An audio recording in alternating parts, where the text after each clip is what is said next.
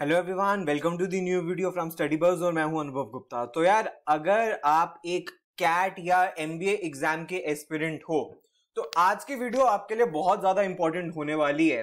Because आज की video के अंदर मैं बताने वाला हूं कि क्या ये 7 मिस्टेक्स है जो आपको बिल्कुल नहीं करनी अपनी प्रिपरेशन के टाइम पे। बिकॉज ये जो मिस्टेक्स हैं ये बहुत ज्यादा कॉस्टली बच्चों को पड़ती है। हर साल हम हजारों बच्चों को देखते हैं कि जो ये मिस्टेक्स करते हैं, जिसकी वजह से जो अपना dream college, dream percentile, dream score achieve नहीं कर पाते। तो क्या क्या चीजों से आपको बच के रहना है, इस वीडियो को एंड तक जरूर देखना। तो चलिए शुरू करते हैं। इससे पहले फ्रेंड्स हम स्टार्ट करें, I would like to request to please channel को सब्सक्राइब करके बेल आइकन जरूर प्रेस कर देना ताकि सारी इंपॉर्टेंट वीडियोस की नोटिफिकेशन आपको मिलती रहे। और आप स्टडी बस की ऐप भी डाउनलोड कर सकते हो, यहाँ पे आपको कैट एमबीए के फ्री मॉक्स एंड वीडियोस मिलते हैं। आप हमारे साथ इंस्टाग्राम पे भी कनेक्ट हो सकते हो। हमारा इंस्टाग्राम हैंडल है studybuzz_education और हमारे फेसबुक ग्रुप का नाम है स्टडी बस। एंड फ्रेंड्स, अगर आप स्टडी बस के पेनड्राइव कोर्स में एनरोल करना चाहते हो तो हमारी वेबसाइट है www.studybuzz.co.in। यहाँ जाके कंप्लीट डिटेल्स आपको पेनड्राइव कोर्स के बारे में मिल जाएगी। यहीं आप अपना ऑर्डर भी प्लेस कर सकते हो। और हर पेनड्राइव के साथ मिलता है आपको एक पोर्टल जिसके अंदर आपको ई बुक्स की facility, topic wise test, sectional mocks, weekly current affairs test और ये सारे फुल एंड मॉक्स भी मिलते हैं। इसके अलावा आपको एक स्टडी प्लानर का भी फीचर मिलता है जिसके अंदर आप एक ऑर्गेनाइज मैनर के अंदर अपनी प्रिपरेशन कर सकते हो। इसके रिलेटेड आपकी कोई भी क्वेरी है तो आप हमारे हेल्पलाइन नंबर 9958937705 पर कॉन्टैक्ट कर सकते हो। अगर फ्रेंड्स मैं बात करूं, सबसे पहली जो मिस्टेक बच्चों को हमने करते हुए देखी है कि जैसे ही वो प्रिपरेशन शुरू करते हैं उनके माइंड में क्वेश्चन आता है कि सर क्या मैं अपनी जॉब छोड़ दूं, क्या मुझे जॉब छोड़ के प्रिपरेशन करनी चाहिए। तो इस चीज के ऊपर मैं आपको एक छोटा सा सजेशन देना चाहता हूं कि अगर आप कैट और एमबीए के एग्जाम्स के लिए प्रिपेयर कर रहे हो तो जनरली आपको डेली 3 to 4 आवर्स पढ़ना होता है। आप चाहे कोई भी जॉब क्यों ना कर रहे हो, आप उसमें डेली बेसिस पे 3 to 4 आवर्स निकाल सकते हो। चाहे आप जाने से पहले निकालो, चाहे आप आने के बाद निकालो।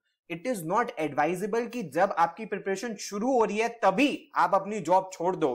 बिकॉज ये आपके ऊपर कुछ प्रॉब्लम्स क्रिएट कर सकती है, फाइनेंशियल बर्डन कर सकती है। बच्चे बहुत ज्यादा टाइम वेस्ट करने लग जाते हैं जॉब छोड़ के। तो जब आपको लगे कि यार अब आपकी प्रिपरेशन बहुत सॉलिड हो चुकी है, अब आपको और ज्यादा टाइम चाहिए एंड अब आप जॉब छोड़ना अफोर्ड कर सकते हो, तब आप जॉब छोड़िए। लेकिन जैसे ही आप अपनी प्रिपरेशन स्टार्ट कर रहे हो तब जॉब छोड़ने का कोई पॉइंट नहीं है। दूसरा, जनरली जो बच्चों को देखा जाता है कि वो वरी ज्यादा करते हैं, काम कम करते हैं कि अरे सर कैसे होगा, हम तो थक गए हैं, हमारे तो मार्क्स नहीं आ रहे हैं, हमारे तो एकेडमिक्स खराब है, या मुझे तो कुछ समझ ही नहीं आ रहा। तो ये बात आपको याद रखना है कि जितना ज्यादा आप वरी करोगे उतना वर्क करने का आपको टाइम कम मिलेगा।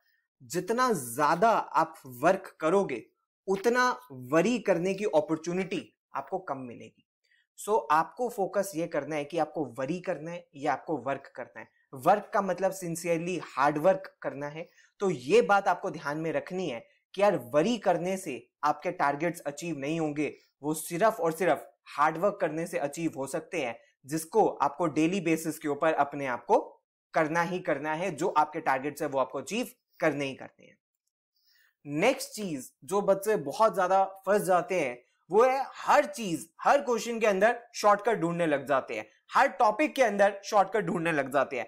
आपको एक बात यह समझने की जरूरत है, shortcuts once in a while काम कर सकते हैं, कुछ पर्टिकुलर टाइप के क्वेश्चंस के अंदर काम कर सकते हैं, लेकिन हर जगह शॉर्टकट्स आपको हेल्प नहीं करेंगे, कभी भी नहीं करेंगे। There is no substitution for the concepts. अगर आपको कैट या बाकी सारे एमबीए एंट्रेंस एग्जाम्स निकालने हैं तो आपको आपके कॉन्सेप्ट्स बहुत ज्यादा और आपके फंडामेंटल्स बहुत ज्यादा स्ट्रॉन्ग करने पड़ेंगे।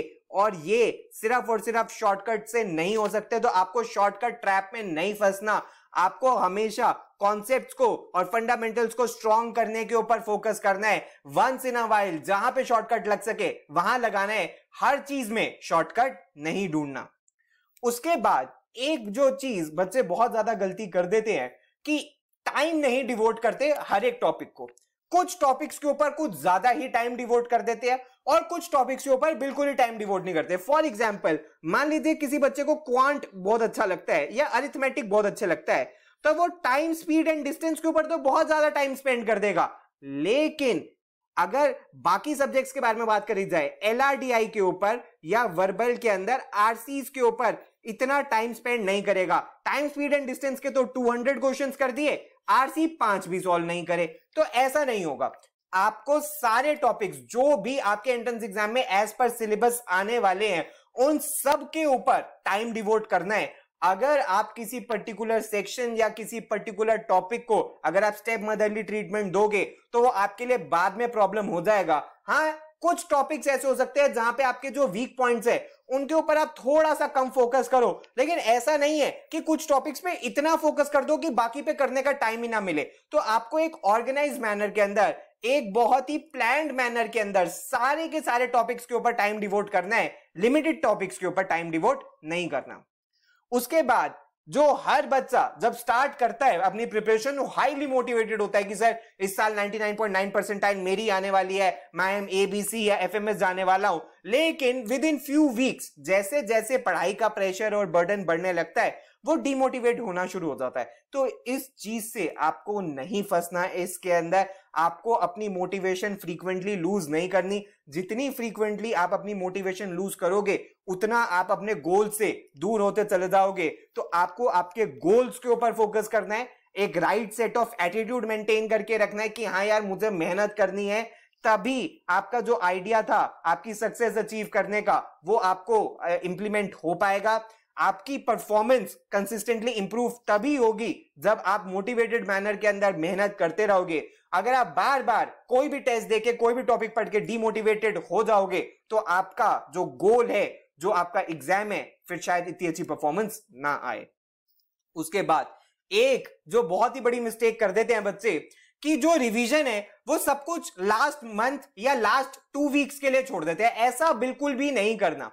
ये बात आपको ध्यान में रखनी है कि जो रिवीजन है लिटिल लिटिल आपको रेगुलर बेसिस पे करते चलना है। ऐसा नहीं होना चाहिए कि आप फॉर एग्जांपल मान लीजिए आज के महीने के अंदर आपने अरिथमेटिक पूरा कर लिया, उसके बाद आपने 5 महीने इसको बिल्कुल टच नहीं किया और एग्जाम से पहले जस्ट आप उठा रहे हो। वहां पे बच्चों के लिए फिर एक चैलेंज क्रिएट हो जाता है, उनकी जो ग्रिप होती है उस टॉपिक के ऊपर वो लूज आउट हो जाती है। तो आपको रेगुलर मैनर के अंदर, रेगुलर पीरियड ऑफ इंटरवल्स के अंदर अपनी रिवीजन करते चलना है। ऐसा ना हो कि सब कुछ आप लास्ट फ्यू वीक्स के लिए छोड़ दो, वो आपके लिए एक प्रेशर क्रिएट कर देगा। तो आपको रेगुलर बेसिस पे करना है। उसके बाद एक चीज जिससे बच्चा हर कोई भागता है वो है मॉक टेस्ट। हम जितने भी बच्चों से इंटरेक्ट करते हैं उसमें से 70% बच्चे ऐसे होते हैं कि सर मॉक नहीं मैं दे सकता, आप मुझे पढ़ने के लिए दे दो 10 घंटे लेकिन मॉक नहीं दूंगा। तो ये फियर जितना जल्दी आप ओवरकम कर लोगे उतना बेटर होगा। अगर आप ओवर दी पास्ट जितने भी ईयर्स के कैट टॉपर्स, MBA एग्जाम के टॉपर से बात करो, सब में एक चीज कॉमन है कि उन सब ने at least 15 to 20 mock papers definitely दिए थे एग्जाम में जाने से पहले।